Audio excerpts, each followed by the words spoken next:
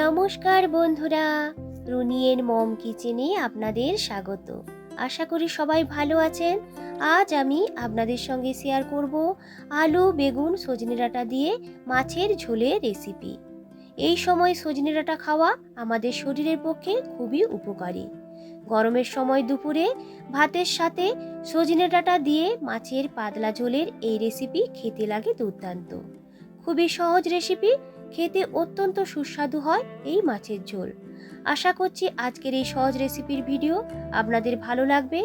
ভালো লাগলে একটা লাইক ও আমার চ্যানেলে নতুন বন্ধু হলে চ্যানেলটিকে সাবস্ক্রাইব করার অনুরোধ রাখলাম। তো চলুন দেখে নেওয়া যাক আজকের এই রেসিপি। এখানে আমি নিয়েছি 3 পিস মতো কাতলা মাছ। ভালো করে মাছের পিসগুলোকে ধুয়ে নিয়েছি। যে কোনো মাছ দিয়ে কিন্তু আপনারা এই ঝোলটাকে বানিয়ে নিতে পারেন। ম্যারিনেট করার জন্য দিয়ে দিলাম পরিমাণ মতো নুন, হলুদ আর দিয়ে দেব সামান্য একটু সর্ষের তেল।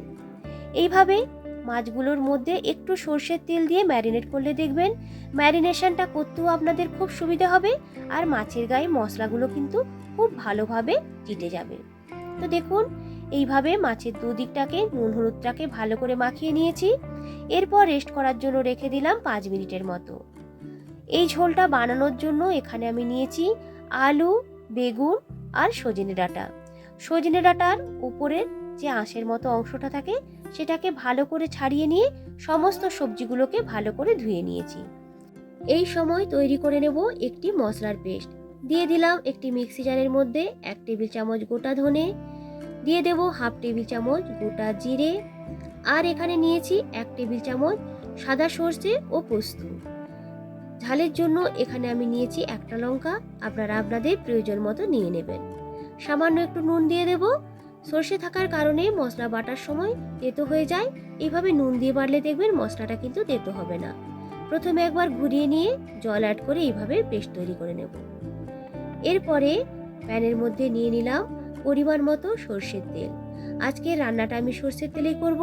তেলের পরিমাণটা একটু বেশি নিয়েছি, কারণ এই তেলেই কিন্তু পুরো রান্নাটা করব। আর এই দিকে দেখুন, বেগুনগুলোকে হালকা করে ভেজে নেওয়ার জন্য বসিয়ে দিয়েছি। তেলটা যখন খুব ভালো করে গরম হয়ে যাবে তখন এর মধ্যে দিয়ে দিলাম সামান্য একটু নুন। এইভাবে মাছ ভাজার সময় গরম তেলের মধ্যে নুন দিলে দেখবেন মাছগুলো কিন্তু প্যানের তলায় চিটে যাবে না। এরপর তেলটাকে খুব ভালো করে গরম করে নেওয়ার পর একটা একটা করে মাছের পিস ওই গরম তেলের মধ্যে দিয়ে উল্টে পাল্টে বেশ একটু লালচে করে মাছগুলোকে ভেজে নিতে হবে। তো দেখুন, মাছগুলো কিন্তু আমার খুব সুন্দরভাবে ভাজা হয়ে গেছে। এরপর এইগুলোকে তুলে রেখে দেবো একটি প্লেটের মধ্যে।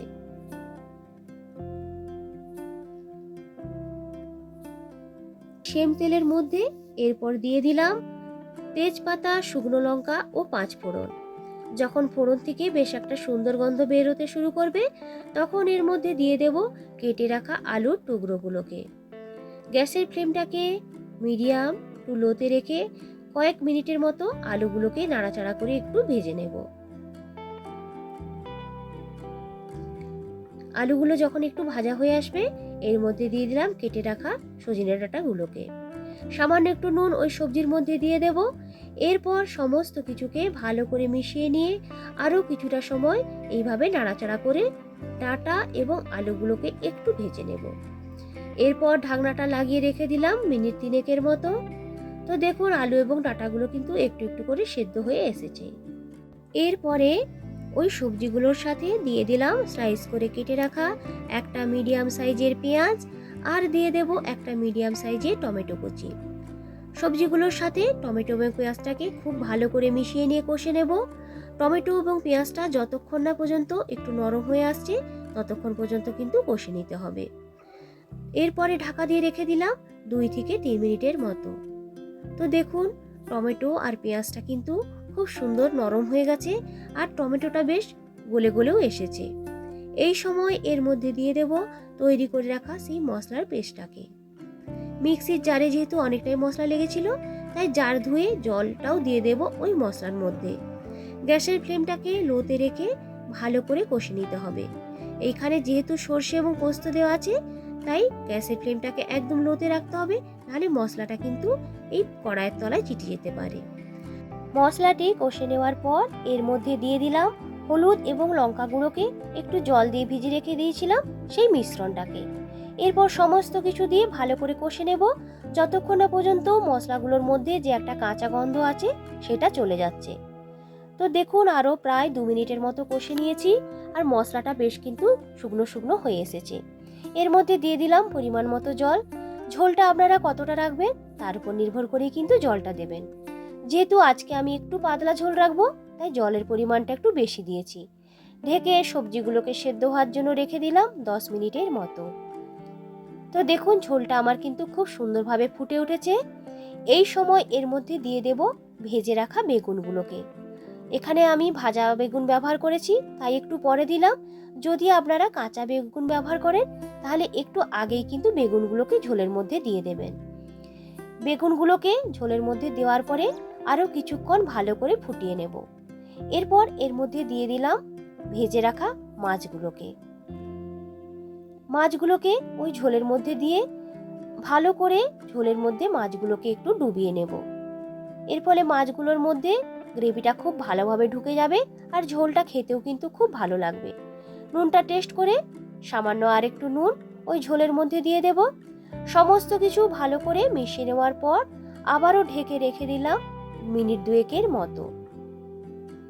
2 মিনিট পর ঢাকনাটি খুলে নিয়ে আলতো হাতে সমস্ত কিছুকে একবার একটু মিশিয়ে নেব।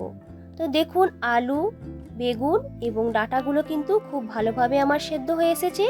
নামানোর আগে দিয়ে দিলাম একটা চেরা কাঁচা লঙ্কা। আমার ঝোলটা কিন্তু প্রায় রেডি। এরপর গ্যাসটাকে অফ করে দিয়ে স্ট্যান্ডিং টাইমে ঢেকে রেখে দিলাম মিনিট 5 মতো। তাহলেই কিন্তু তৈরি হয়ে যাবে আজকের এই আলু, বেগুন ও সজনে ডাঁটা দিয়ে মাছের ঝোলের রেসিপি। গরম গরম ভাতের সঙ্গে এই ঝোলটা খেতে লাগে অসাধারণ। তো বন্ধুরা, আজকের আমার এই রেসিপিটা আপনাদের কেমন লাগলো অবশ্যই কিন্তু আমাকে কমেন্ট করে জানাবেন। এই রকম ধরনের নিত্য নতুন রেসিপি দেখতে চাইলে আমার চ্যানেলটিকে সাবস্ক্রাইব করতে হবে। লাইক, কমেন্ট ও বন্ধুদের সঙ্গে বেশি বেশি শেয়ার করতে কিন্তু একদমই ভুলবেন না। আবারও হাজির হব নতুন কোনো দিন নতুন কোনো রেসিপির ভিডিও নিয়ে। ভালো থাকবেন, সুস্থ থাকবেন সবাই। আজকের মতো টাটা।